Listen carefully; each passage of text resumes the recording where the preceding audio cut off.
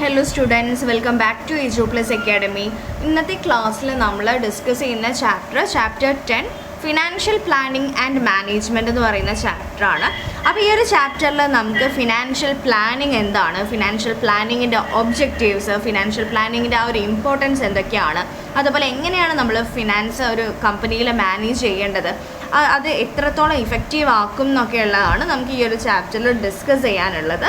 Okay, നമുക്ക് ചാപ്റ്ററിലോട്ട് കിടക്കാം. Meaning of financial management. എന്താണ് ഫിനാൻഷ്യൽ മാനേജ് കൊണ്ട് ഉദ്ദേശിക്കുന്നത്? നമുക്കറിയാം, ഏതൊരു ബിസിനസ്സും നല്ല രീതിയിൽ ഫങ്ഷൻ ചെയ്ത് പോകണമെങ്കിൽ എന്താണ്, ആ ഒരു ബിസിനസ്സിൽ വേണ്ടത്ര ഫണ്ട് ആവശ്യമാണ്. ആ ഒരു ഫിനാൻസ് പ്രോപ്പറായിട്ടുള്ളൊരു ഫിനാൻസ് മെയിൻറ്റെയിൻ ചെയ്ത് പോയാൽ ആ ഒരു ബിസിനസ്സിന് സ്മൂത്തായിട്ട് ഫങ്ഷൻ ചെയ്ത് പോകാനാവുള്ളൂ. ഒരു ബിസിനസ്സിൻ്റെ ലൈഫ് ബ്ലഡ് എന്ന് പറയുന്നത് എന്താണ്? ഫിനാൻസ് ആണ്. അപ്പോൾ അതിൻ്റെ പ്രോപ്പറായിട്ടുള്ള മാനേജ്മെൻറ്റ്, അതുപോലെ ഫിനാൻഷ്യൽ പ്ലാനിങ്, അതൊക്കെ എങ്ങനെയൊക്കെയാണ് നമ്മുടെ ബിസിനസ്സിനെ കൂടുതൽ പ്രോഫിറ്റബിൾ ആക്കുക, എങ്ങനെയൊക്കെയാണ് കൂടുതൽ മെച്ചപ്പെട്ട രീതിയിലേക്ക് നമ്മുടെ ബിസിനസ്സിനെ എത്തിക്കുക എന്നുള്ള കാര്യങ്ങളൊക്കെയാണ് ഈ ഒരു ചാപ്റ്ററിൽ നമുക്ക് മനസ്സിലാക്കാനുള്ളത്. ഓക്കെ, അപ്പോൾ ഫിനാൻഷ്യൽ മാനേജ്മെൻറ്റ് എന്ന് പറഞ്ഞാൽ എന്താണ്? ധനകാര്യ പ്രവർത്തനങ്ങളെ മാനേജ് ചെയ്യലാണ് ഫിനാൻഷ്യൽ മാനേജ്മെൻറ്റ്. ഫണ്ടുകൾ ഏറ്റവും അനുകൂല അവസ്ഥയിൽ സംഭരിക്കുകയും അത് ഉപയോഗപ്പെടുത്തലുകളുമാണ് ഫിനാൻഷ്യൽ മാനേജ്മെൻറ്റിൻ്റെ പ്രധാന ജോലി. അപ്പോൾ നമ്മുടെ ബിസിനസ്സിലുള്ള ഫണ്ടുകൾ പ്രോപ്പറായിട്ടുള്ള രീതിയിൽ മാനേജ് ചെയ്യലും, അത് നമുക്ക് വേണ്ടത്ര ഫണ്ട് നമ്മുടെ ആവശ്യമായിട്ടുള്ള സമയത്തിൽ നമ്മുടെ ബിസിനസ്സിൽ ഫണ്ട് എത്തുന്നുണ്ടോ, ഫണ്ടിൻ്റെ ആ ഒരു ഇൻഫ്ലോ ഔട്ട്ഫ്ലോ അതൊക്കെ മാനേജ് ചെയ്യലാണ് ഈ ഒരു ഫിനാൻഷ്യൽ മാനേജ്മെൻറ്റിൻ്റെ പ്രധാന ജോലി എന്ന് പറയുന്നത്. അപ്പോൾ ഒരു കമ്പനിയെ സംബന്ധിച്ചിട്ട് ആ ഒരു കമ്പനിയുടെ സാമ്പത്തികമായിട്ടുള്ള സ്രോതസ്സുകളെയൊക്കെ നമ്മൾ പ്രൊട്ടക്റ്റ് ചെയ്യുന്നതും, അതുപോലെ നിരീക്ഷിക്കുന്നതും, അതിനെ കൺട്രോൾ ചെയ്യുന്നതും, അങ്ങനെയുള്ള കാര്യങ്ങളൊക്കെ ഡീൽ ചെയ്യുന്നതിനെയാണ് നമ്മൾ ഫിനാൻഷ്യൽ മാനേജ്മെൻറ്റ് എന്നതുകൊണ്ട് ഉദ്ദേശിക്കുന്നത്. അപ്പോൾ ഈ ഒരു ഓർഗനൈസേഷൻ്റെ അകത്തുള്ള ഫിനാൻഷ്യൽ കാര്യങ്ങളെ ഡീൽ ചെയ്യുന്ന ഒരു മാനേജ്മെൻറ്റാണ് ഫിനാൻഷ്യൽ മാനേജ്മെൻറ്റ്. ഓക്കെ, അപ്പോൾ അതൊരു ബേസിക് ആയിട്ടുള്ളൊരു ഐഡിയ നിങ്ങൾ മനസ്സിലാക്കി വെക്കുക, ഈസിയാണ്.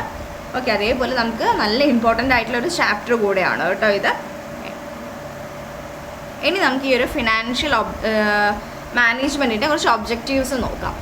ഫസ്റ്റ് വൺ, വേണ്ടത്ര ഫണ്ട് മതിയായ നിരക്കിൽ ലഭിക്കുമെന്ന് ഉറപ്പുവരുത്തുക. അപ്പോൾ ഒരു ബിസിനസ്സിനെ സംബന്ധിച്ചിട്ട് ആ ഒരു ബിസിനസ്സിലോട്ട് ആ ഒരു ക്യാഷ്, ആവശ്യമായിട്ടുള്ള ഫണ്ടൊക്കെ ലഭിക്കുന്നുണ്ടെന്ന് ഉറപ്പുവരുത്തുന്നത് ഈ ഒരു ഒബ്ജക്റ്റീവാണ് ഫിനാൻഷ്യൽ മാനേജ്മെൻറ്റിന്.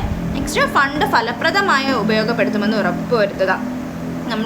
നമ്മുടെ കയ്യിലുള്ള ഫണ്ടിന് നമ്മൾ എന്താണ്, ഒരു കൂടുതൽ എക്സ്പെൻസസ് ഒന്നും വരാത്ത രീതിയിൽ നമുക്ക് നല്ല രീതിയിൽ യൂട്ടിലൈസ് ചെയ്യുന്നുണ്ടോ എന്ന് ഉറപ്പ് വരുത്തുക. അത് അധികം നഷ്ടം വരാത്ത രീതിയിൽ എഫക്റ്റീവായിട്ട് യൂസ് ചെയ്യുക ആ ഒരു ഫണ്ട്. പിന്നെ എന്താണ്, ഫണ്ടിൻ്റെ സുരക്ഷിതത്വത്തിനായി കരുതൽ ധനം നിലനിർത്തുക. നമുക്ക് എന്തെങ്കിലുമൊക്കെ പെട്ടെന്ന് ഓരോ ആവശ്യങ്ങൾ, ഒരു ബിസിനസ്സിനെ സംബന്ധിച്ച് പെട്ടെന്ന് എന്തെങ്കിലും കാര്യങ്ങൾ ഇംപ്ലിമെൻറ്റ് ചെയ്യണമെങ്കിൽ അതിനുള്ള ഒരു റിസർവ് ഫണ്ടായിട്ട് നമ്മൾ കരുതി വെക്കുക കുറച്ച് പണം. അതൊക്കെ ഉണ്ടെന്ന് ഉറപ്പ് വരുത്തലുണ്ട്. പിന്നെ എന്താണ്, നിക്ഷേപകർക്ക് ഏറ്റവും കൂടുതൽ പ്രതിഫലം ഉറപ്പുവരുത്തുക. ഇതൊക്കെയാണ് ഫിനാൻഷ്യൽ മാനേജ്മെൻറ്റിൻ്റെ കുറച്ച് ഒബ്ജക്റ്റീവ്സ് എന്ന് പറയുന്നത്. ഇനി നമുക്ക് ഫിനാൻഷ്യൽ ഡിസിഷൻസ് നോക്കാനുണ്ട്. അതിനു മുന്നേ നമുക്ക് ഫിനാൻഷ്യൽ പ്ലാനിങ് നോക്കാം. ഫിനാൻഷ്യൽ പ്ലാനിങ് എന്ന് പറഞ്ഞാൽ എന്താണ്? പ്ലാനിങ് എന്ന് പറഞ്ഞാൽ നമുക്കറിയാം, ഒരു മാനേജ്മെൻറ്റിൻ്റെ ഫംഗ്ഷനാണ് പ്ലാനിങ്. ആ ഒരു പ്ലാനിങ് എന്ന് പറയുന്ന ആ ഒരു സ്ട്രാറ്റജി നമ്മൾ ഫിനാൻസുമായിട്ട് കണക്ട് ചെയ്താൽ മതി. അതാണ് ഫിനാൻഷ്യൽ പ്ലാനിങ് എന്ന് പറയുന്നത്. അപ്പോൾ ഒരു പ്രോപ്പറായിട്ടുള്ളൊരു പ്ലാനിങ് ഉണ്ടെങ്കിൽ നമ്മുടെ എല്ലാ കാര്യങ്ങളും സക്സസ് ആവുള്ളൂ എന്ന് പറയാം. ഓക്കെ, അപ്പോൾ ഒരു ബിസിനസ് സ്ഥാപനത്തിൻ്റെ ധനകാര്യത്തിൽ ആസൂത്രണ പ്രക്രിയ ഉപയോഗിക്കുമ്പോൾ അതിനെ ഫിനാൻഷ്യൽ പ്ലാനിങ് എന്ന് പറയുന്നു. അപ്പോൾ എന്താണ്, നമ്മുടെ ഒരു ഓർഗനൈസേഷൻ്റെ അകത്ത് നമ്മൾ എത്രത്തോളം പുതിയ പ്ലാനുകൾ കൊണ്ടുവരിക, അതുപോലെ നമ്മുടെ ഫിനാൻസുമായി ബന്ധപ്പെട്ടിട്ടുള്ള നിലവിലുള്ള പ്ലാനുകൾ നമ്മൾ ശരിയാണോ എന്നൊക്കെ ഒന്ന് ക്രോസ് ചെക്ക് ചെയ്യുകയും, അതുപോലെ ഫ്യൂച്ചറിലുള്ള പ്ലാനുകളെയൊക്കെ ഒന്ന് എക്സിക്യൂട്ട് ഒക്കെയാണ് ഈ ഒരു ഫിനാൻഷ്യൽ പ്ലാനിങ് എന്ന് പറയുന്നത്. ഓക്കെ, ഇനി നമുക്ക് ഒബ്ജക്റ്റീവ്സ് ഓഫ് ഫിനാൻഷ്യൽ പ്ലാനിങ് നോക്കാം. എന്തൊക്കെയാണ് ലക്ഷ്യങ്ങൾ ഈ ഒരു ഫിനാൻഷ്യൽ പ്ലാനിങ്ങിൻ്റെ? നമുക്കറിയാം, അപ്പോൾ നല്ലൊരു ഫിനാൻഷ്യൽ പ്ലാനിങ്ങിലൂടെ നമുക്കൊരു ബിസിനസ്സിന് നല്ല രീതിയിൽ ഫങ്ഷൻ ചെയ്യാൻ പറ്റുള്ളൂ എന്നറിയാം. അപ്പോൾ നമുക്ക് എന്തൊക്കെയാണ് അതിൽ വരുന്നത് നോക്കാം. വിഭവങ്ങൾ പരമാവധി ഉപയോഗിക്കുന്നു, ലഭ്യമായ പണം ലാഭകരമായി വിനിയോഗിക്കുന്നു, ധനപരമായ ഘടനയിൽ ചേഞ്ച് വരുത്താൻ കഴിയുന്ന രീതിയിൽ പ്ലാൻ ചെയ്യുക, നടപടിക്രമങ്ങളിലൂടെ ധനകാര്യ പ്രവർത്തനങ്ങൾ നിയന്ത്രണമുണ്ടാക്കുക, ഓക്കെ, അപ്പോൾ ഇത് ശ്രദ്ധിക്കാം. അപ്പോൾ ഈ ഒരു ഫിനാൻഷ്യൽ പ്ലാനിങ്ങിൻ്റെ ഒബ്ജക്റ്റീവ്സ് എന്ന് പറഞ്ഞാൽ നമുക്ക് നോക്കാം. ഇതിലും അഡീഷണൽ ആയിട്ട് കുറച്ചുകൂടെ പോയിൻറ്റ്സ് നമുക്ക് ആഡ് ചെയ്യാനുണ്ട്. അപ്പോൾ നമുക്ക് വിഭവങ്ങൾ പരമാവധി ഉപയോഗിക്കുന്നു, നമ്മുടെ കയ്യിലുള്ള ഫണ്ടുകൾ കാര്യങ്ങളൊക്കെ നമ്മൾ പ്രോപ്പറായിട്ട് യൂട്ടിലൈസ് ചെയ്യുന്നുണ്ടോ ഉറപ്പ് വരുന്നത്. ആ ഒരു ഫിനാൻഷ്യൽ മാനേജ്മെൻറ്റ് പോലെ തന്നെയാണ് ഫിനാൻഷ്യൽ പ്ലാനിങ്ങും. അത് കുറച്ചുകൂടെ അഡ്വാൻസ്ഡ് ആയിട്ട് നമ്മൾ ഫ്യൂച്ചറിലോട്ട് നമുക്ക് ഇപ്പോൾ നമ്മൾ പ്ലാൻ ചെയ്യുന്നതിൻ്റെ റിസൾട്ട് നമുക്ക് ഫ്യൂച്ചറിലായിരിക്കും ലഭിക്കുക. അപ്പോൾ അത് ഫ്യൂച്ചറിസ്റ്റിക് ആയിട്ട് പ്ലാൻ ചെയ്യുന്ന ഒരു കാര്യമാണ് ഫിനാൻഷ്യൽ പ്ലാനിങ്. അപ്പോൾ നമുക്ക് നോക്കാം. നമുക്ക് വേണ്ട ഒരു adequate funds are available at the right time. നമുക്ക് ആവശ്യത്തിനുള്ള ഫണ്ട് കൃത്യസമയത്ത് അവൈലബിൾ ആണെന്ന് ഉറപ്പ് വരുത്തുന്നത് ഫിനാൻഷ്യൽ പ്ലാനിങ്ങിൻ്റെ ഒരു ഒബ്ജക്റ്റീവാണ്. അപ്പോൾ നമ്മളൊരു വലിയ പ്ലാനിങ്ങും കാര്യങ്ങളും ഒന്നും ഇല്ലാതെയാണ് നമ്മളൊരു ബിസിനസ് തുടങ്ങുന്നത്, അല്ലെങ്കിൽ ബിസിനസ്സിൽ നമ്മൾ അന്നത്തെ ഡേ ടു ഡേ കാര്യങ്ങൾ മീറ്റ് ചെയ്യാൻ മാത്രമുള്ളൊരു കാര്യങ്ങൾ മാത്രമേ നമ്മൾ നോക്കുന്നുണ്ടെങ്കിൽ നമുക്ക് എന്താണ് അത് ലോസിലോട്ടാണ് പോകുക. അപ്പോൾ നമ്മൾ കുറച്ചുകൂടെ ഫ്യൂച്ചറിസ്റ്റിക് ആയിട്ട് ചിന്തിച്ചിട്ട് ഫിനാൻസൊക്കെ പ്ലാൻ ചെയ്യും. നമ്മൾ എന്തൊക്കെ ചെയ്യണം, നമുക്ക് വേണ്ട ഫണ്ട് നമുക്ക് ലഭ്യമാണോ, നമ്മുടെ കാര്യങ്ങളൊക്കെ പ്രോപ്പറാണോ എന്നൊക്കെ പ്ലാൻ ചെയ്തിട്ടായിരിക്കും അവർ ഫിനാൻഷ്യൽ പ്ലാനിങ് ചെയ്യുക. അപ്പോൾ ആവശ്യത്തിനുള്ള ഫണ്ട് കൃത്യസമയത്ത് അവൈലബിൾ ആണെന്ന് ഉറപ്പ് വരുത്തുക ഒരു ഫിനാൻഷ്യൽ പ്ലാനിങ്ങിൻ്റെ ഒബ്ജക്റ്റീവാണ്. പിന്നെ എന്താണ്, to ensure that the firm does not raise resources unnecessarily. അപ്പോൾ നമുക്ക് അൺനെസസറി ആയിട്ട് നമുക്ക് ആവശ്യമില്ലാത്ത പണം എന്താണ് റേസ് ചെയ്യരുത് എന്നൊക്കെ ഉറപ്പ് വരുത്തുന്നത് ഒരു ഫിനാൻഷ്യൽ പ്ലാനിങ്ങിൻ്റെ ഒബ്ജക്റ്റീവാണ്. അത് നമുക്ക് എന്താണ്, അത് നമുക്ക് നഷ്ടത്തിലേക്ക് കൊണ്ടുപോകുള്ളൂ. പിന്നെ എന്താണ്, to ensure effective and most profitable use of available fund. അപ്പോൾ നമ്മുടെ സ്ഥാപനത്തിലുള്ള പണം എന്താണ് അത് നമുക്ക് ഏറ്റവും ഉചിതമായ രീതിയിലാണ് നമ്മൾ ചെലവഴിക്കുന്നത് എന്നൊക്കെ ഉറപ്പ് വരുത്തുന്നതും ഫിനാൻഷ്യൽ പ്ലാനിങ്ങിൻ്റെ ഒബ്ജക്റ്റീവാണ് കേട്ടോ. പിന്നെ എന്താണ്, to ensure proper control financial activities through effective policies programs and procedures. ഈ ഒരു ഫിനാൻഷ്യൽ ആക്ടിവിറ്റീസിനെ നമ്മൾ കൺട്രോൾ ചെയ്യാം. അതുപോലെ നമുക്ക് നഷ്ടസാധ്യത ഒഴിവാക്കിയിട്ട് നമ്മുടെ കൃത്യമായിട്ടുള്ള പ്ലാനിങ്ങിലൂടെയും അതുപോലെ പോളിസീസ് ആൻഡ് പ്രോഗ്രാംസിലൂടെയൊക്കെ എന്താണ് ഫിനാൻസ് മാനേജ് ചെയ്യുന്നതൊക്കെ ഉറപ്പ് വരുത്തുന്നത് ഫിനാൻഷ്യൽ പ്ലാനിങ്ങിൻ്റെ ഒരു ഒബ്ജക്റ്റീവാണ് കേട്ടോ. അതാണ് നടപടിക്രമങ്ങളിലൂടെ ധനകാര്യ പ്രവർത്തനങ്ങൾ നിയന്ത്രണം ഉണ്ടാക്കുക എന്ന് പറയുന്നത് കേട്ടോ. Next, importance of financial planning. എന്തൊക്കെയാണ് ഫിനാൻഷ്യൽ പ്ലാനിങ്ങിൻ്റെ ഇമ്പോർട്ടൻസ് എന്ന് പറഞ്ഞാൽ, പ്രവർത്തനങ്ങൾക്ക് വേണ്ട ധനത്തിന് ഉറപ്പുണ്ടാക്കുന്നു. ഇപ്പോൾ നമ്മുടെ ബിസിനസ് ആക്ടിവിറ്റീസ് ഫങ്ഷൻ ചെയ്ത് പോകാൻ വേണ്ട ഫണ്ട് നമ്മുടെ ബിസിനസ് ഫേമിലുണ്ടോയെന്ന് അതിന് ഉറപ്പ് വരുത്തുന്നത് ഇമ്പോർട്ടൻസ് ഓഫ് ഫിനാൻഷ്യൽ പ്ലാനിങ് ആണ്. പണത്തിൻ്റെ വരവും ചെലവും തമ്മിലുള്ള ബാലൻസ് ഉണ്ടാക്കാൻ സാധിക്കുന്നു. അപ്പോൾ ഫിനാൻഷ്യൽ പ്ലാനിങ്ങിലൂടെ നമുക്ക് നമ്മുടെ ബിസിനസ്സിലോട്ട് വരുന്ന പണത്തിൻ്റെ അതുപോലെ നമുക്ക് നമ്മുടെ വരവും അതുപോലെ തന്നെ നമ്മുടെ ആ ഒരു എക്സ്പെൻസസിനെയും ബാലൻസ് ചെയ്ത് പോകുന്നുണ്ടോ എന്നൊക്കെ ഫിനാൻഷ്യൽ പ്ലാനിങ്ങിലൂടെ നമ്മൾ ഉറപ്പ് വരുത്തുന്നുണ്ട്. പിന്നെന്താണ്, സാമ്പത്തികമായിട്ടുള്ള തീരുമാനങ്ങളുടെ അനിശ്ചിതത്വം കുറയ്ക്കുന്ന ആ ഒരു അൺസർട്ടനിറ്റി നമ്മൾ ഇല്ലാതാക്കുന്നുണ്ട് ഫിനാൻഷ്യൽ പ്ലാനിങ്ങിലൂടെ. പിന്നെന്താണ്, ബിസിനസ് ധനം നൽകുന്നവർക്കിടയിൽ ആത്മവിശ്വാസം ഉണ്ടാക്കുന്നു, പ്രവർത്തന ചെലവ് കുറയ്ക്കാൻ സഹായിക്കുന്നു, നമ്മുടെ ആ ഒരു എക്സ്പെൻസസ് കുറയ്ക്കാനൊക്കെ ഈ ഒരു ഫിനാൻഷ്യൽ പ്ലാനിങ്ങിലൂടെ നല്ലൊരു ഫിനാൻഷ്യൽ പ്ലാനിങ്ങിലൂടെ നമുക്കത് സാധ്യമാണ്. അപ്പോൾ എന്തൊക്കെയാണ് എക്സ്ട്രാ വരുന്ന പോയിൻറ്റ്സ് നോക്കാം. അപ്പം നമുക്കിപ്പോൾ ബിസിനസ്സിലോട്ട് ആവശ്യമില്ലാത്ത പണം വരാതിരിക്കാനും പിന്നെ നമുക്കിപ്പോൾ ബിസിനസ്സിൽ ഫങ്ഷൻ ചെയ്ത് പോകാൻ ആവശ്യമുള്ള പണം നമുക്ക് നമ്മുടെ കയ്യിലുണ്ടെന്നും ഉറപ്പ് വരുത്തുന്ന അത് കൃത്യമായിട്ട് മെയിൻറ്റെയിൻ ചെയ്ത് പോവുക, അതൊരു ഫിനാൻഷ്യൽ പ്ലാനിങ്ങിൽ വരുന്ന ഒരു ഇമ്പോർട്ടൻ്റ് ആയിട്ടുള്ള കാര്യമാണ്. പിന്നെ എന്താണ്, എല്ലാ സ്ഥാപനത്തിൻ്റെ പ്രവർത്തനങ്ങളും നിയന്ത്രിക്കപ്പെടുന്നത് നമുക്കറിയാം. അത് പണത്തിൻ്റെ അടിസ്ഥാനത്തിലാണ് ഏതൊരു സ്ഥാപനത്തിൻ്റെയും പ്രവർത്തനങ്ങളൊക്കെ കൺട്രോൾ ചെയ്ത് പോകുന്നത്. നിയന്ത്രിക്കുന്നത് പണമാണ് മെയിനായിട്ടുള്ളൊരു കാര്യം. അപ്പോൾ അതുകൊണ്ട് തന്നെ നമ്മുടെ സ്ഥാപനത്തിൻ്റെ എല്ലാ പ്രവർത്തനത്തിനെയും എന്താണ് കോർഡിനേറ്റ് ചെയ്ത് കൊണ്ടുപോകുന്നത് ഫിനാൻഷ്യൽ പ്ലാൻ ആണെന്നും പറയാം. അതൊരു ഇമ്പോർട്ടൻ്റ് ആയിട്ടുള്ള കാര്യമാണ്. അപ്പോൾ എല്ലാ സ്ഥാപനത്തിൻ്റെ പ്രവർത്തനങ്ങളും നിയന്ത്രിക്കപ്പെടുന്നത് പണത്തിൻ്റെ അടിസ്ഥാനത്തിലാണ്. അതുകൊണ്ട് തന്നെ ഈ ഒരു സ്ഥാപനത്തിൻ്റെ നമ്മുടെ എല്ലാ പ്രവർത്തനത്തിനെയും ഏകോപിപ്പിച്ച് കൊണ്ടുപോകുന്നത് ഒരു ഫിനാൻഷ്യൽ പ്ലാൻ ആണ്. പിന്നെന്താണ്, ഈ tries to link between the present with the future. അപ്പോൾ നമ്മൾ ഇപ്പോൾ നടക്കുന്ന പ്രവർത്തനങ്ങളെയും ഭാവിയിൽ നടക്കുന്ന പ്രവർത്തനങ്ങളെയൊക്കെ എന്താണ് കണക്ട് ചെയ്യുന്നത്, ബന്ധിപ്പിക്കുന്നത് എന്താണ് ഫിനാൻഷ്യൽ പ്ലാനിങ് ആണെന്ന് പറയാം. എന്തുകൊണ്ടാണ്? കാരണം ഇപ്പോൾ എന്താണ് ഫിനാൻഷ്യൽ പ്ലാൻ എന്തെല്ലാം ചെയ്യുന്നു, അപ്പം നമ്മൾ ഫിനാൻഷ്യലി എന്തൊക്കെ പ്ലാനാണ് നമ്മൾ ഇംപ്ലിമെൻറ്റ് ചെയ്യുന്നത്, അല്ലെങ്കിൽ നമ്മൾ എന്തൊക്കെയാണ് ഫിനാൻഷ്യൽ പ്ലാൻ എടുക്കുന്നതെന്ന് വെച്ചാൽ അതിനെ ആശ്രയിച്ചിരിക്കും നമ്മുടെ ഭാവിയിൽ നമുക്ക് ലാഭമാണോ പ്രോഫിറ്റബിൾ ആണോ അല്ലെങ്കിൽ ലോസ് ആണോ എന്നുള്ളത് നമ്മൾ ഇന്ന് നമ്മൾ തീരുമാനിക്കുന്ന പ്ലാനിനനുസരിച്ചിരിക്കും നാളത്തെ നമ്മുടെ റിസൾട്ട്. ഓക്കെ, അപ്പോൾ അതൊരു ഇമ്പോർട്ടൻ്റ് ആയിട്ടുള്ളൊരു കാര്യമാണ്. പിന്നെ എന്താണ്, it balance the cash inflow and outflow of funds. അപ്പോൾ നമുക്കറിയാം ക്യാഷ് ഇൻഫ്ലോ എന്ന് പറഞ്ഞാൽ എന്താണ്? നമ്മുടെ ബിസിനസ്സിലോട്ട് വരുന്ന പണത്തിനെയാണ് ക്യാഷ് ഇൻഫ്ലോ എന്ന് പറയാം. ക്യാഷ് ഔട്ട്ഫ്ലോ എന്ന് പറഞ്ഞാൽ എന്താണ്? നമ്മുടെ ബിസിനസ്സിൽ നിന്ന് പുറത്തോട്ട് പോകുന്ന, നമുക്ക് എവിടേക്കാണ് കൊടുക്കാനുള്ളത് അതൊക്കെ അതാണ് ക്യാഷ് ഔട്ട്ഫ്ലോ, നമ്മുടെ കയ്യിൽ നിന്ന് പോകുന്ന പണം. അപ്പോൾ ആ ഒരു ക്യാഷ് ഇൻഫ്ലോ, നമ്മൾ ലാഭം ഏത് വഴിയാണോ വരുന്നത്, അതുപോലെ ക്യാഷ് ഔട്ട്ഫ്ലോ എന്ന് പറഞ്ഞാൽ പണം എവിടെയൊക്കെയാണോ കൊടുക്കുന്നത് എന്ന് മനസ്സിലാക്കിയിട്ട് എന്താണ്, ഒരു കറക്റ്റ് സ്ട്രാറ്റജി മെയിൻറ്റെയിൻ ചെയ്യുകയും അത് മുഖാന്തരം എന്താണ്, നമ്മുടെ സ്ഥാപനത്തിന് ലാഭം നിലനിർത്താൻ സാധിക്കുകയൊക്കെ ചെയ്യും. അപ്പോൾ അതിനെയൊക്കെ മെയിൻറ്റെയിൻ ചെയ്യുക. ആ ഒരു ക്യാഷ് ഇൻഫ്ലോൻ്റെയും ക്യാഷ് ഔട്ട്ഫ്ലോൻ്റെയും ഒക്കെ ഒരു കറക്റ്റായിട്ട് പ്രോപ്പറായിട്ട് മെയിൻറ്റെയിൻ ചെയ്യുന്നതൊക്കെ എന്താണ്, ഫിനാൻഷ്യൽ പ്ലാനിങ്ങിൽ വരുന്നതാണ്. ഓക്കെ, ഇനി നമുക്ക് നോക്കാനുള്ളത് decisions relating to investment, financing and dividend. അപ്പോൾ ആ ഒരു ഡിസിഷൻസ്, ഈ 3 തരം ഡിസിഷൻസ് ആണ് നമുക്ക് ഈ ഒരു ഫിനാൻസിങ്ങിലുള്ളത്. അതിൽ ഏതൊക്കെ ഡിസിഷനാണ്? ഇൻവെസ്റ്റ്മെൻറ്റ് ഡിസിഷൻ ഉണ്ട്, അതുപോലെ തന്നെ ഡിവിഡൻഡ് ഡിസിഷൻ ഉണ്ട്, ഫിനാൻഷ്യൽ ഡിസിഷൻസ് ഉണ്ട്. അപ്പം ഈ ഒരു ഡിസിഷൻസ് എന്തൊക്കെയാണെന്ന് നോക്കാം. ഫസ്റ്റ് വൺ, ഇൻവെസ്റ്റ്മെൻറ്റ് ഡിസിഷൻസ് അഥവാ നിക്ഷേപ തീരുമാനം. അപ്പം 3 തരം ഡിസിഷൻസ് ഏതൊക്കെയാണ്? Investment decision, financial decision and dividend decision. Investment decision എന്ന് പറഞ്ഞാൽ നിക്ഷേപ തീരുമാനം. നിക്ഷേപ തീരുമാനം എന്ന് പറഞ്ഞാൽ നിക്ഷേപകർക്ക് ലാഭം ലഭ്യമാകുന്നതിൽ ഏറ്റവും കൂടുതൽ പ്രതിഫലം കിട്ടത്തക്ക വിധത്തിൽ നിക്ഷേപ മാർഗങ്ങൾ തിരഞ്ഞെടുക്കേണ്ടതുണ്ട്. നിക്ഷേപ തീരുമാനം ദീർഘകാലം ഹ്രസ്വകാലം എന്നിങ്ങനെ 2 രീതിയിൽ എടുക്കാമെന്നുണ്ട്. ഓക്കെ, അപ്പോൾ ഇൻവെസ്റ്റ്മെൻറ്റ് ഡിസിഷൻ എന്ന് പറഞ്ഞാൽ നമുക്കറിയാം, നമ്മൾ ഈ ഒരു ബിസിനസ് എവിടെയെങ്കിലും ഇൻവെസ്റ്റ് ചെയ്യുക, അവരുടെ വിലപ്പെട്ട പണം എന്താണ്, പലതരം ആസ്തികളിൽ നിക്ഷേപിക്കുന്നതുമായി ബന്ധപ്പെട്ടിട്ടുള്ള തീരുമാനമാണ് നിക്ഷേപ തീരുമാനം. അത്ര മനസ്സിലാക്കുക കേട്ടോ. അപ്പോൾ ഈ ഒരു ഇൻവെസ്റ്റ്മെൻറ്റ് ഡിസിഷൻസ് എന്താണ്? ലോങ് ടേം ഇൻവെസ്റ്റ്മെൻറ്റും ഉണ്ട്, ഷോർട്ട് ടേം ഇൻവെസ്റ്റ്മെൻറ്റും ഉണ്ട്. ഈ 2 തരം ഇൻവെസ്റ്റ്മെൻറ്റിലേക്ക് ഇവരുടെ ലാഭം അവർക്ക് കൂടുതൽ പ്രോഫിറ്റബിൾ ആവുന്ന രീതിയിൽ ഇൻവെസ്റ്റ് ചെയ്യുന്നതിനെയാണ് ഇൻവെസ്റ്റ്മെൻറ്റ് ഡിസിഷൻസിൽ വരുന്നത്. ഓക്കെ, നെക്സ്റ്റ് ഡിസിഷനാണ് ഫിനാൻഷ്യൽ ഡിസിഷൻ. ഫിനാൻഷ്യൽ ഡിസിഷൻ എന്ന് പറഞ്ഞാൽ ധനപരമായ തീരുമാനം. ധനപരമായ തീരുമാനം എന്തൊക്കെയാണ്?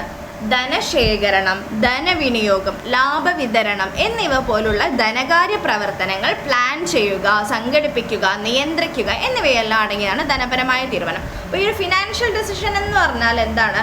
നമുക്ക് ഇഷ്യൂ ചെയ്യേണ്ട വിവിധ തരം സെക്യൂരിറ്റികൾ ഉണ്ടാവും. അത് ഏതൊക്കെയാണ്, അതുപോലെ അത് മൂലധന ഘടനയിൽ അവ ഓരോന്നിനുമുള്ള റേഷ്യോ എന്തായിരിക്കണം എന്നൊക്കെ തീരുമാനിക്കലാണ് ഈ ഒരു ഫിനാൻഷ്യൽ ഡിസിഷൻസ്. അതുപോലെ നമുക്ക് ധനശേഖരണം, അതുപോലെ ധനവിനിയോഗം, അതുപോലെ നമ്മുടെ ആ ഒരു ഷെയറൊക്കെ ഡിസ്ട്രിബ്യൂട്ട് ചെയ്യുന്നത് ഏതൊക്കെ പെർസെൻറ്റേജിലാണ് ഷെയർ ഹോൾഡേഴ്സിന് കൊടുക്കേണ്ട ആ ഒരു പോർഷൻ എത്രയാണ്, ആ ഒരു റേഷ്യോ കണക്കാക്കലും, അതുപോലെ നമുക്ക് കൊടുക്കാനുള്ളതും വാങ്ങിക്കാനുള്ളതും അങ്ങനെയുള്ള കാര്യങ്ങളൊക്കെ തീരുമാനിക്കുന്നതാണ് ഈ ഒരു ഫിനാൻഷ്യൽ ഡിസിഷൻ എന്ന് പറയാം. ഇപ്പോൾ നമുക്ക് ഷെയർ ഹോൾഡേഴ്സിൻ്റെ ഫണ്ടോ അതുപോലെ വായ്പകളൊക്കെ കൊടുക്കാനുണ്ടാവില്ലേ, വായ്പാ ഫണ്ടുകളൊക്കെ തമ്മിലുള്ള റേഷ്യോ തീരുമാനിക്കലാണ് ഈ ഒരു ഫിനാൻഷ്യൽ ഡിസിഷൻസ് എന്ന് പറയുന്നത്. ഓക്കെ, നെക്സ്റ്റ് ഡിസിഷനാണ് ഡിവിഡൻഡ് ഡിസിഷൻ. ഡിവിഡൻഡ് തീരുമാനം എന്ന് പറഞ്ഞാൽ എന്താണ്? ആദ്യം നമുക്ക് ഡിവിഡൻഡ് എന്താണെന്ന് നോക്കാം. ഡിവിഡൻഡ് നിങ്ങൾക്ക് അടുത്തൊരു ടോപ്പിക്കായിട്ട് വരുന്നുണ്ട്, എന്നാലും ഞാൻ ഡിവിഡൻഡ് ഇവിടെ നിന്ന് ക്ലിയർ ചെയ്യുകയാണ്. ഡിവിഡൻഡ് എന്ന് പറഞ്ഞാൽ നമുക്കറിയാം, ഇപ്പോൾ ഏതൊരു ബിസിനസ് സ്ഥാപനം എടുക്കുകയാണെങ്കിലും ആ ഒരു ഓർഗനൈസേഷനിൽ ഒരു 100ഓളം ഷെയർ ഹോൾഡേഴ്സ് ഉണ്ടാവും. അപ്പോൾ ഈ ഒരു ഷെയർ ഹോൾഡേഴ്സിനൊക്കെ ഈ ഷെയർസ് കയ്യിലുള്ളവരെയാണ് നമ്മൾ ഷെയർ ഹോൾഡേഴ്സ് എന്ന് പറയാം. അപ്പോൾ ഈ ഒരു ഷെയർ ഹോൾഡേഴ്സിന് നമ്മൾ മാസം തോറും ആ ഒരു ബിസിനസ്, ആ ഒരു ഓർഗനൈസേഷൻ്റെ പ്രോഫിറ്റിൻ്റെ ഒരു വിഹിതം നമ്മൾ കൊടുക്കുന്നുണ്ട്.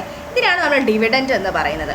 ഓക്കെ, അപ്പോൾ അത് റിലേറ്റ് ചെയ്തിട്ടുള്ള ഡിസിഷനാണ് ഡിവിഡൻഡ് ഡിസിഷൻ. ഇപ്പോൾ ഒരു കമ്പനിയുടെ ലാഭം ഓഹരി ഉടമയാണ് ഷെയർ ഹോൾഡേഴ്സ്, ഓഹരി ഉടമകൾക്ക് നൽകണം. അപ്പോൾ അത് ബിസിനസ്സിൽ തന്നെ നിലനിർത്തുകയും വേണം. അപ്പോൾ എന്ന ഫിനാൻഷ്യൽ മാനേജ്മെൻറ്റ് തീരുമാനത്തെയാണ് ഡിവിഡൻഡ് ഡിസിഷൻ എന്ന് പറയാം. അപ്പോൾ ഓഹരി ഉടമകൾക്ക്, ഷെയർ ഹോൾഡേഴ്സിന് കൊടുക്കേണ്ട ആ ഒരു പോർഷനും അതുപോലെ തന്നെ നമ്മുടെ ബിസിനസ്സിൽ തന്നെ നിലനിർത്തേണ്ടത് കുറച്ച് നമ്മൾ റീറ്റെയിൻ ചെയ്യും. റീറ്റെയിൻഡ് ഏർണിങ്സ് ആയിട്ട് നമ്മൾ ബിസിനസ്സിൽ തന്നെ എല്ലാം നമ്മൾ കൊടുക്കാതെ നമ്മുടെ പ്രോഫിറ്റിൻ്റെ ഒരു ഭാഗം ഡിവിഡൻഡായിട്ട് നൽകുകയും അതുപോലെ തന്നെ അടുത്തൊരു പോർഷൻ നമ്മുടെ ബിസിനസ്സിൽ തന്നെ റിട്ടേൺ ചെയ്ത് നിലനിർത്തുകയും ചെയ്യും. അപ്പോൾ അതിനെയൊക്കെ തീരുമാനിക്കുന്നതിനെയാണ് നമ്മൾ ഡിവിഡൻഡ് ഡിസിഷൻ എന്ന് പറയുന്നത്. അപ്പോൾ 3 തരം ഡിസിഷൻ ആണുള്ളത്: investment decision, financial decision and dividend decision. Financial planning പറഞ്ഞു, ഒബ്ജക്റ്റീവ്സ് പറഞ്ഞു, അതുപോലെ ഫിനാൻഷ്യൽ പ്ലാനിങ്ങിൻ്റെ ഇമ്പോർട്ടൻസും പറഞ്ഞു. മെറിറ്റ്സ് ഓഫ് ഫിനാൻഷ്യൽ പ്ലാനിങ് പറഞ്ഞില്ല. ഫിനാൻഷ്യൽ പ്ലാനിങ്ങിൻ്റെ മെറിറ്റ്സ് എന്തൊക്കെയാണ്? സിമ്പിളായിരിക്കണം. നമ്മുടെ ഫിനാൻഷ്യൽ പ്ലാൻ എന്താണ്? സിമ്പിളായിരിക്കണം. അതുപോലെ ഒരു മുൻവിധിയോട് കൂടി ഉണ്ടാക്കണം. അപ്പോൾ നമ്മൾ എന്താണ് ഫ്യൂച്ചറിലായിരിക്കും അതിൻ്റെ റിസൾട്ട് വരുന്നതുകൊണ്ട് എന്താണ് നമ്മൾ ആദ്യം ഒന്ന് കുറച്ച് പ്രെഡിക്റ്റബിൾ ആയിരിക്കണം.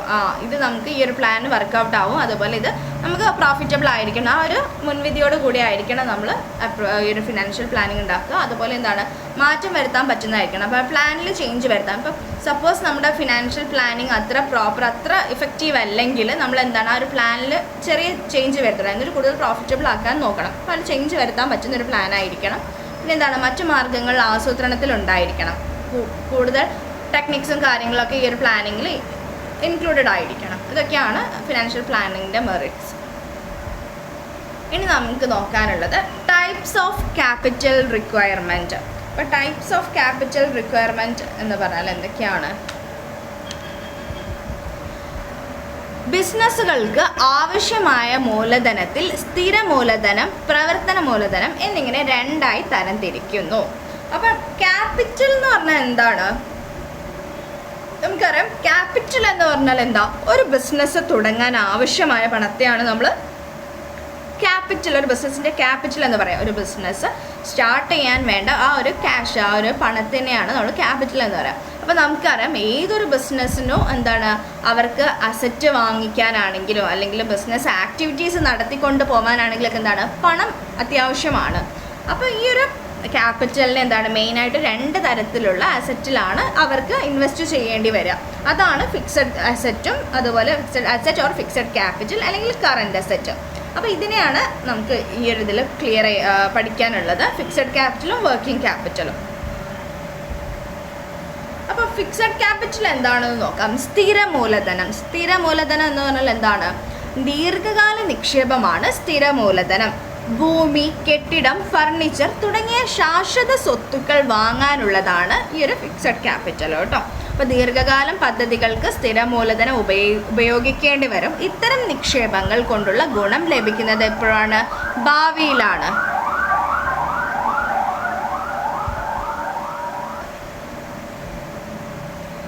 Factors determining fixed capital requirement. അപ്പോൾ സ്ഥിര മൂലധന നിർണ്ണയത്തെ ബാധിക്കുന്ന ഘടകങ്ങൾ എന്തൊക്കെയാണെന്ന് നോക്കാം. ബിസിനസ്സിൻ്റെ സ്വഭാവം അതിനെ ബാധിക്കുന്നതാണ്. പിന്നെന്താണ്? കമ്പനി ഉൽപ്പാദിപ്പിക്കുന്ന ഉൽപ്പന്നങ്ങളിലെ വൈവിധ്യം അതിനെ ബാധിക്കുന്നതാണ്. ബിസിനസ്സിൻ്റെ വലിപ്പം, സ്ഥിര ആസ്തികൾ ശേഖരിക്കുന്ന രീതി, എക്സാമ്പിൾ ഇൻസ്റ്റാൾമെൻറ്റ്, ലീസ്. അപ്പോൾ ഇതൊക്കെ എന്താണ് ഫിക്സഡ് ക്യാപിറ്റലിനെ ബാധിക്കുന്ന അഥവാ മൂലധന നിർണ്ണയത്തെ ബാധിക്കുന്ന ഘടകങ്ങളാണെന്ന് പറയാം കേട്ടോ.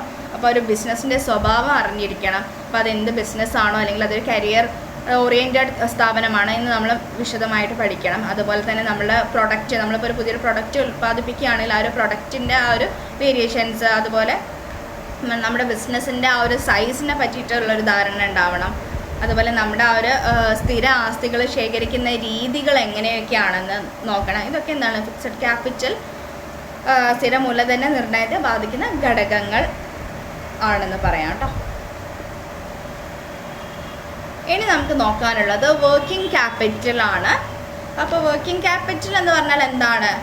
കമ്പനിയുടെ മൂലധന നിക്ഷേപത്തിൽ നിന്നും എളുപ്പം പണമാക്കി മാറ്റാവുന്ന വിഭാഗമാണ് പ്രവർത്തന മൂലധനം. അതിന് എക്സാമ്പിളാണ് സ്റ്റോക്ക്, കിട്ടാനുള്ള കടം, ക്യാഷ്, ബാങ്ക് ബാലൻസ് തുടങ്ങിയവയാണ് ഇതിന് എക്സാമ്പിൾസ്. അപ്പോൾ വർക്കിംഗ് ക്യാപിറ്റൽ എന്ന് പറഞ്ഞാൽ എന്താണ്? ഒരു ബിസിനസ്സിൻ്റെ ഡേ ടു ഡേ ആക്ടിവിറ്റീസ് ഇല്ലേ, ദിവസേനയുള്ള ആവശ്യങ്ങൾക്കായിട്ട് നമ്മൾ ഉപയോഗപ്പെടുത്തുന്ന ക്യാഷിനെയാണ് വർക്കിംഗ് ക്യാപിറ്റൽ എന്ന് പറയുന്നത്. അപ്പോൾ അതിന് എക്സാമ്പിൾസ് എന്തൊക്കെയാണ് വർക്കിംഗ് ക്യാപിറ്റൽ? നമുക്ക് electricity bill, rent, salary, stock. അപ്പോൾ നമുക്ക് സ്റ്റോക്കൊക്കെ എപ്പോഴും എടുക്കേണ്ടതായിട്ട് വരും. അതൊക്കെ എന്താണ് working capital. Day to day ബേസിസിൽ സ്റ്റോക്ക് പർച്ചേസ് ചെയ്യുന്നതൊക്കെ അതൊക്കെ എന്താണ് വർക്കിംഗ് ക്യാപിറ്റൽ വരുന്നതാണ്. ഓക്കെ. അപ്പോൾ ഒരു കമ്പനിയുടെ മൂലധന നിക്ഷേപത്തിൽ നിന്ന് എളുപ്പം നമുക്ക് എന്താണ് പെട്ടെന്ന് ക്യാഷായിട്ട് കൺവേർട്ട് ചെയ്യാൻ പറ്റുന്ന ഒരു വിഭാഗം ഒരു ക്യാപിറ്റലാണ് വർക്കിംഗ് ക്യാപിറ്റൽ. ഓക്കെ. അപ്പോൾ അത് മറ്റൊരു രീതിയിൽ പറയുകയാണെങ്കിൽ എന്താണ്? ബിസിനസ് അവരുടെ കറൻറ്റ് അസറ്റിൽ ഇൻവെസ്റ്റ്മെൻറ്റ് ചെയ്യുകയാണെങ്കിൽ അതിനെ നമ്മൾ വർക്കിംഗ് ക്യാപിറ്റൽ എന്ന് പറയാം. ഒന്നുകൂടെ റിപ്പീറ്റ് ചെയ്യാം. ബിസിനസ്സിൽ അവരെന്താണ് അവരുടെ കറൻറ്റ് അസറ്റിലാണ് ഇൻവെസ്റ്റ്മെൻറ്റ് ചെയ്യുന്നതെങ്കിൽ അതിനെയാണ് നമ്മൾ വർക്കിംഗ് ക്യാപിറ്റൽ എന്ന് പറയാം. ഏതൊക്കെയാണ് കറൻറ്റ് അസറ്റ് എന്ന് പറഞ്ഞാൽ? നമ്മുടെ cash in hand, cash at bank, bills receivable, debtors, prepaid expenses, ഇതൊക്കെ എന്താണ് നമ്മുടെ കറൻറ്റ് അസറ്റ്സ് ആണ്. ഇനി നോക്കുക, factors determining working capital requirement. പ്രവർത്തന മൂലധന നിർണ്ണയത്തെ ബാധിക്കുന്ന ഘടകങ്ങൾ എന്തൊക്കെയാണ്? ബിസിനസ്സിൻ്റെ സ്വഭാവം. ചില ബിസിനസ്സുകൾക്ക് എന്താണ്, കുറച്ച് സാധനങ്ങളെ സ്റ്റോക്ക് ചെയ്യേണ്ടി വരും. ഓക്കെ, ചില ബിസിനസ്സിൽ എന്താണ്, കുറേ സാധനങ്ങൾ സ്റ്റോക്ക് ചെയ്യേണ്ടി വരും. അപ്പോൾ ആ ഒരു ബിസിനസ്സിൻ്റെ സ്വഭാവം മനസ്സിലാക്കുക. പിന്നെ എന്താണ്, ബിസിനസ്സിൻ്റെ വലിപ്പത്തിനെ പറ്റിയൊരു ധാരണ ഉണ്ടാവുക, ആ ഒരു സൈസ്. പിന്നെന്താണ്, ഉൽപ്പാദനത്തിനും വിപണനത്തിനും ഇടയിലുള്ള സമയദൈർഘ്യം. ബിസിനസ്സിൻ്റെ കടമായി സാധനങ്ങൾ നൽകുമ്പോൾ കൂടുതൽ മൂലധനം ആവശ്യമാണ്. പിന്നെ അസംസ്കൃത വസ്തുക്കളുടെ വില നിലവാരത്തിലെ മാറ്റം. ഇതൊക്കെ എന്താണ്, നമ്മുടെ വർക്കിംഗ് ക്യാപിറ്റലിനെ ഡിറ്റർമൈൻ ചെയ്യുമ്പോൾ ശ്രദ്ധിക്കേണ്ട കാര്യങ്ങളാണ്, ഘടകങ്ങളാണ്. ഓക്കെ, നെക്സ്റ്റ് ഇനി നോക്കാനുള്ളത് ക്യാപിറ്റൽ സ്ട്രക്ചർ അഥവാ മൂലധന ഘടന. കമ്പനിയുടെ ദീർഘകാല ധനവിഭവങ്ങൾ ഏതെല്ലാമെന്നും എത്രയെല്ലാമെന്നും വ്യക്തമാക്കുന്നതിനെയാണ് മൂലധന ഘടന എന്ന് പറയുന്നത്. അപ്പോൾ അതിൽ വരുന്നതാണ് ഓഹരികൾ, കടപ്പത്രങ്ങൾ, ദീർഘകാല വായ്പകൾ എന്നിവയെല്ലാം ഇതിൽപ്പെടും. അപ്പോൾ ക്യാപിറ്റൽ സ്ട്രക്ചർ എന്ന് പറഞ്ഞാൽ ഒരു കമ്പനിയുടെ ലോങ് ടേം ആയിട്ടുള്ള സോഴ്സസിനെയൊക്കെ അത് ഏതെല്ലാമാണോ എത്രയെല്ലാമാണെന്നൊക്കെ വ്യക്തമാക്കുന്നതിനുള്ള ഒരു കാര്യമാണ് ഈ ഒരു മൂലധന ഘടന അഥവാ ക്യാപിറ്റൽ സ്ട്രക്ചർ. ഇനി നോക്കുക, ഫാക്ടേഴ്സ് ഡിറ്റർമിനിങ് ക്യാപിറ്റൽ സ്ട്രക്ചർ. മൂലധന ഘടനയെ ബാധിക്കുന്ന ഘടകങ്ങൾ എന്തൊക്കെയാണ്? വരുമാന സ്ഥിരത ഉണ്ടെങ്കിൽ കമ്പനിക്ക് ദീർഘകാലം എടുക്കാനും ഡിവിഡൻഡ് പലിശ അടയ്ക്കാനും സഹായിക്കുന്നു. ഒരു വരുമാന സ്ഥിരത, അപ്പോൾ ഇപ്പോൾ ഒരു സ്റ്റേബിൾ ആയിട്ടുള്ള ഒരു പ്രോഫിറ്റ് അതുപോലെ ഒരു ഇൻകം ഉണ്ടെങ്കിൽ ആ കമ്പനിക്ക് എന്താണ്, ലോങ് ടേമിലോട്ട് ഫങ്ഷൻ ചെയ്ത് പോകാനും അതുപോലെ അവർക്ക് ഡിവിഡൻഡൊക്കെ കറക്റ്റായിട്ട് കൊടുക്കാനും ഒക്കെ പറ്റും. അപ്പോൾ ആ ഒരു കാര്യമാണ് ഫസ്റ്റ് ഘടകം എന്ന് പറയുന്നത്. നെക്സ്റ്റ് എന്താണ്, ധനശേഖരണത്തിൻ്റെ ചെലവ്, മൂലധന ഘടനയുടെ അയവ്, നിക്ഷേപകരുടെ താല്പര്യങ്ങൾ, ധന ആവശ്യത്തിൻ്റെ കാലദൈർഘ്യം, കമ്പനിയുടെ വലുപ്പം, നിയമപരമായ കാര്യങ്ങൾ. ഇതൊക്കെ എന്താണ്, ഫാക്ടേഴ്സ് ആണ്. എന്തിനാ, ക്യാപിറ്റൽ സ്ട്രക്ചറിനെ ഡിറ്റർമൈൻ ചെയ്യുന്ന ഫാക്ടേഴ്സ് ആണ്. ഇനി നോക്കുക, അനുയോജ്യമായ മൂലധന ഘടനയ്ക്ക് ആവശ്യമായ സവിശേഷതകൾ. അപ്പോൾ ക്യാപിറ്റൽ സ്ട്രക്ചർ, ഏറ്റവും ഇഫക്റ്റീവായിട്ടുള്ളൊരു ക്യാപിറ്റൽ സ്ട്രക്ചറിന് വേണ്ട സവിശേഷതകൾ എന്തൊക്കെയാണെന്ന് നോക്കാം. പരമാവധി വരുമാനം വേണം, എന്നാലേ നമുക്കൊരു സൗണ്ട് ക്യാപിറ്റൽ സ്ട്രക്ചർ മെയിൻറ്റെയിൻ ചെയ്ത് പോകാൻ പറ്റുള്ളൂ. പിന്നെ അതിനൊരു അയവുണ്ടായിരിക്കണം. ഉടമകൾക്ക് കമ്പനിയുടെ നിയന്ത്രണം നഷ്ടപ്പെടരുത്.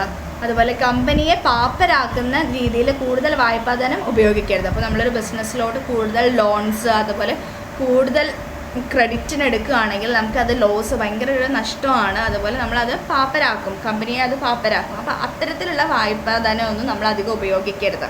അതൊക്കെ എന്താണ്, നല്ലൊരു സൗണ്ടായിട്ടുള്ളൊരു ക്യാപിറ്റൽ സ്ട്രക്ചർ മെയിൻറ്റെയിൻ ചെയ്തു പോകുന്നതിൽ ബുദ്ധിമുട്ട് വരുത്തും. പിന്നെന്താണ്, നഷ്ടസാധ്യത കുറയ്ക്കണം. കൂടിയ വായ്പാ പണത്തിൻ്റെ ഉപയോഗം നഷ്ടസാധ്യത വർദ്ധിപ്പിക്കും. അപ്പോൾ ഇതൊക്കെ സവിശേഷതകളാണ്, ഒരു അനുയോജ്യമായിട്ടുള്ള നമ്മുടെ മൂലധന ഘടനയ്ക്ക് ആവശ്യമായിട്ടുള്ള കാര്യങ്ങളാണ് നമ്മളിപ്പോൾ പറഞ്ഞ പോയിൻറ്റ്സ്.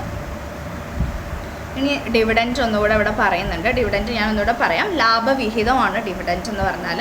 ഒരു കമ്പനിയുടെ ലാഭത്തിൽ നിന്നും അവരുടെ ഷെയർ ഹോൾഡേഴ്സ് അഥവാ ഓഹരി ഉടമകൾക്ക് നമ്മൾ ഷെയർ ഈക്വലായിട്ട് ഡിവൈഡ് ചെയ്ത് കൊടുക്കുന്ന ഒരു ഭാഗമാണ് ഈ ഒരു ഡിവിഡൻറ്റ് അഥവാ ലാഭവിഹിതം എന്ന് പറഞ്ഞാൽ. അപ്പോൾ കമ്പനി ലാഭത്തിൽ നിന്നും വിവിധ ആവശ്യങ്ങൾക്കായി ബിസിനസ്സിൽ നിലനിർത്തുന്ന ലാഭവിഹിതത്തെ റീറ്റെയിൻഡ് ഏർണിങ്സ് എന്ന് പറയും. അപ്പോൾ നമ്മൾ ഈ ഡിവിഡൻ്റായിട്ട് നമ്മൾ ഷെയർ ഹോൾഡേഴ്സിന് കൊടുക്കാതെ നമ്മൾ കമ്പനിയിൽ തന്നെ നിലനിർത്തുന്ന ഒരു പോർഷൻ ആണ് റീറ്റെയിൻഡ് ഏർണിങ്സ്. അതെന്താണ്, എന്തെങ്കിലും ഒരു പെട്ടെന്ന് ഒരു ആവശ്യം വന്നു കഴിഞ്ഞാൽ വേറെ ഫണ്ട് റേസ് ചെയ്യുന്നതിന് വേണ്ടിയിട്ടോ അല്ലെങ്കിൽ ആ ഒരു കമ്പനിയിൽ തന്നെ ഇൻവെസ്റ്റ് ചെയ്യുന്നതുമായിട്ടുള്ളൊരു എമൗണ്ടാണ് റീറ്റെയിൻഡ് ഏർണിങ്സ് എന്ന് പറയുന്നത്.